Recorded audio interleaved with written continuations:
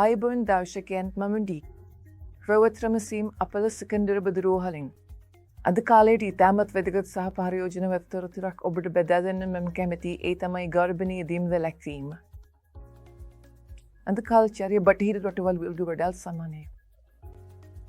බොහෝ විවාහ නවගැහැණු ළමයින් ලිංගිකව සැකරේ ඔබ දෙනාගත යුතු දේ නම් නිවැරදි ගර්භණී දීම් වැළැක්වීමේ උපදෙස් හෝ අවශ්‍ය නොවන ගර්භාධාරණයක් වැළැක්වීම සඳහා කරුණාකර ගයිනකොලොජිස්ට්වරයෙක් සම්බන්ධ කරගන්න.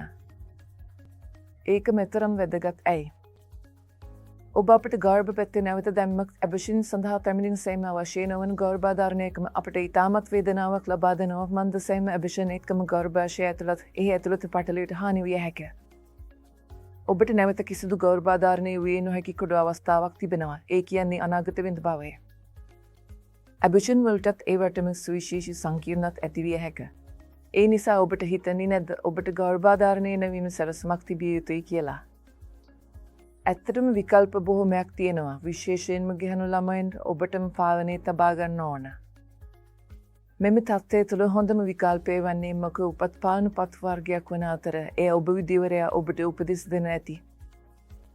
ඉක්මන් ගර්භණයේදී වළක්වන බෙහෙතට එමර්ජන්ස් කොන්ට්‍රසෙප්ටිව් කියලා දෙයක් තියෙනවා. ඒක ඔබ සම්බන්ධතාවයෙන් පසුව වහම් ගන්නවා. නමුත් මම ඒක කරන්න ඔබට උපදෙස් නොදන්නේ. මන්ද ඒකට අසාර්ථක වීමේ අවදානමක් තියෙනවා. සාමාන්‍ය රුධිර සිරුර වගේ දේවලත් එය.